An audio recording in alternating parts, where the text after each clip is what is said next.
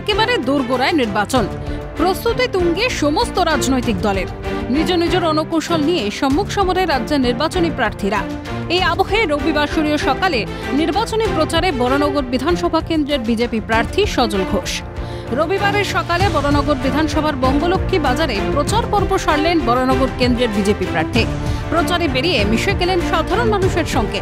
কখনো বয়োজ্যেষ্ঠদের পায়ে হাত দিয়ে প্রণাম, তো কখনো বাজারের ক্রেতাদের সঙ্গে, আবার কখনো এলাকার যুবদের সঙ্গে একেবারে সাধারণের মতোই মিশে গেলেন বিজেপি প্রার্থী সজল ঘোষ।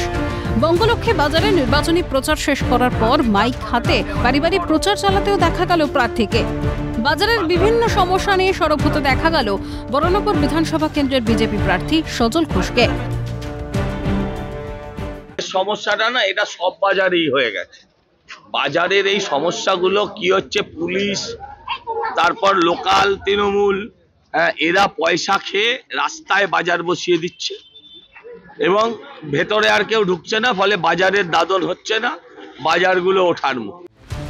তবে ২৪-এর নির্বাচনে জিতলে এলাকার মানুষের জন্য কি পদক্ষেপ নেবেন তিনি? এই প্রশ্নের উত্তরে সজল ঘোষের বক্তব্য, আমার নাম পিসি সরকার নয় যে সব সমস্যা একদিনে ভুলিয়ে দেব।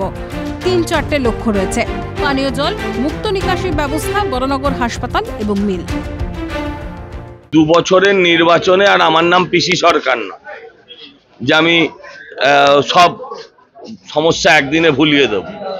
আর তার উপরে রাজ্যে এখন পিসির সরকার, এই দুটো একসাথে আছে। আমার ৩-৪টে টার্গেট আছে। একটা হচ্ছে পানীয় জল, ওপেন ড্রেনেজ, তারপর হচ্ছে এই বরানগর হসপিটাল, আর হচ্ছে মিল সব বন্ধ করে দিয়েছে। বলেছিল ডবল চাকরি দেবে, ডবল চাকরির বদলে যে কটা মিল খোলা ছিল বন্ধ করে দিয়েছে। তবে যেভাবে রবিবার সকালে নির্বাচনের ময়দানে নেমে একেবারে সাধারণের সঙ্গে মিশে প্রচার সারছেন বিজেপি প্রার্থী, তাতে মানুষের উচ্ছ্বাসও ছিল চোখে পড়ার মতো।